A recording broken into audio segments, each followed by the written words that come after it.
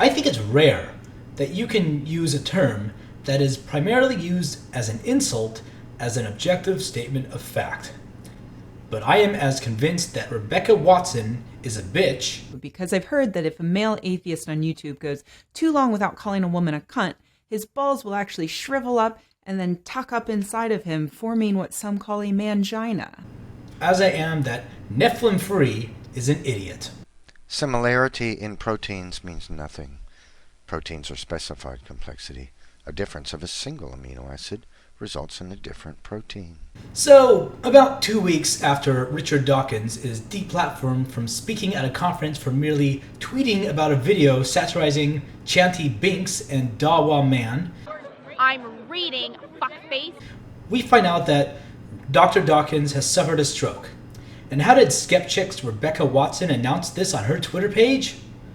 While we here at Skepchick have been very critical of Dawkins' recent spate of bigoted comments, we hope that he recovers quickly.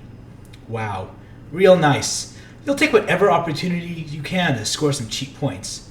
And really, what is it that Dawkins said in late January of 2016? He sent out a tweet saying, "Obviously doesn't apply to the vast majority of feminists, among whom I count myself, but the minority are pernicious." And he attached the aforementioned video. Wow, that is so bigoted. You're right. Wait, they changed the definition of bigotry to disagreeing with an individual I support, right? Oh, they didn't? It's still intolerance to those who are different than you? Then no, you're full of shit. Wait, maybe I'm being too hasty. Were there other tweets that followed?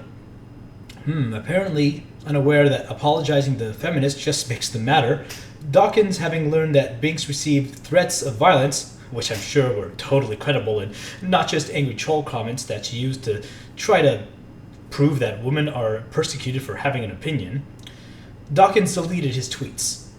But of course that wasn't enough. No, Dawkins should offer a sincere apology to Binks for the crime of tweeting a video parodying her and then sharing without comment the video of her yelling and cursing at people.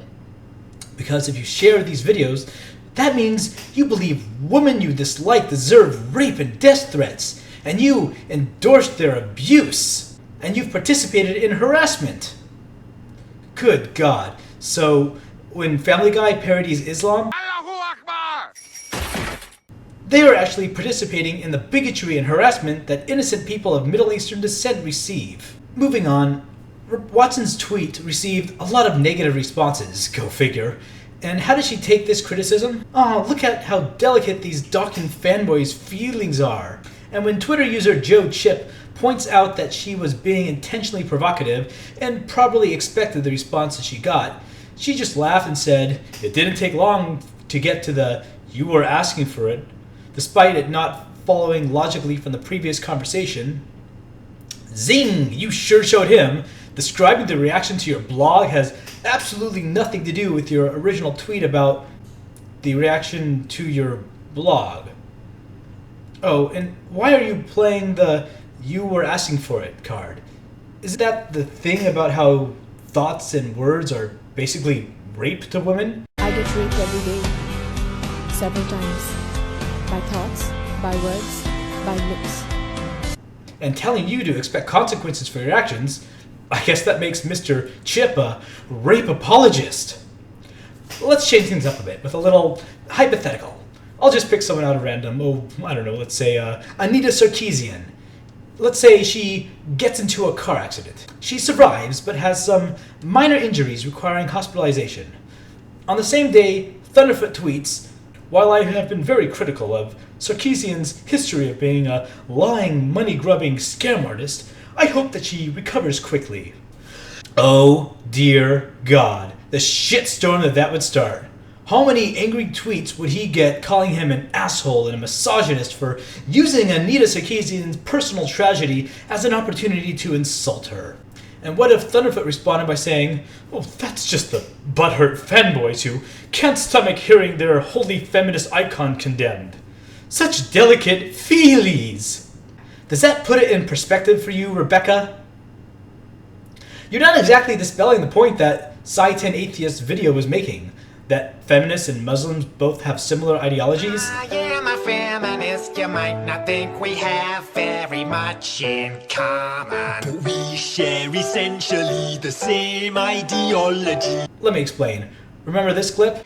I mean, I think it's typical of Islamic schools and the political Islamic movement to label any criticism a sort of prejudice and thereby racism, thereby trying to make people silent on criticizing it. See how easy it is to modify this clip to make it accurately apply to feminism? I mean, I think it's typical of Feminism. and the political Feminism. to label any criticism a sort of prejudice and thereby Misogyny. trying to make people silent on criticizing it. You should be fucking ashamed of yourself. You're fucking scum. You are fucking scum.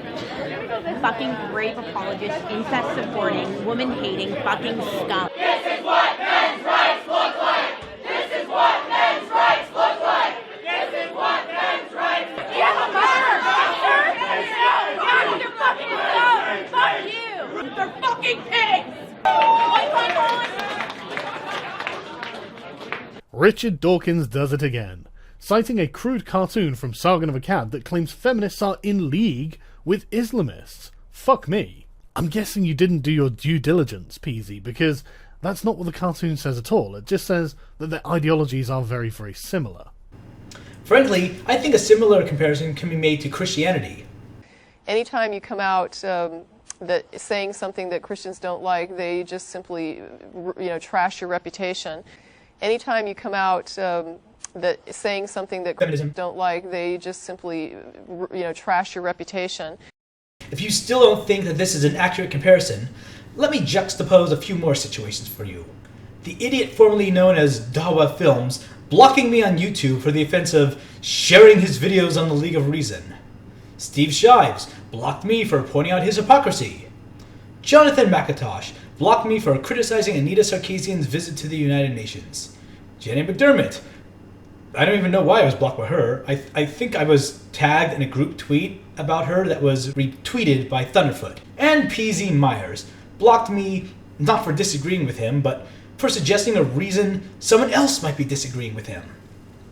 And finally, one of my subscribers, Try Wrong Koji, or whatever, in the comments for my video, Harassment, the Last Leg of the Intellectual Cowards, claiming that the above persons were simply not willing to put up with my ignorance. I even asked him repeatedly what sources I should investigate to balance my views, but I'm apparently too willingly ignorant for him to bother to provide evidence for his claims.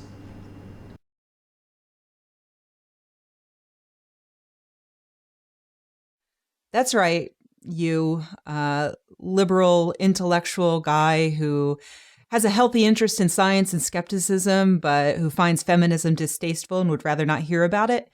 You are worse than rape threats. Bravo, Rebecca. Way to raise the bar. Oh, who'd have thought that you and me would get along so well? I say social justice. I say jihad.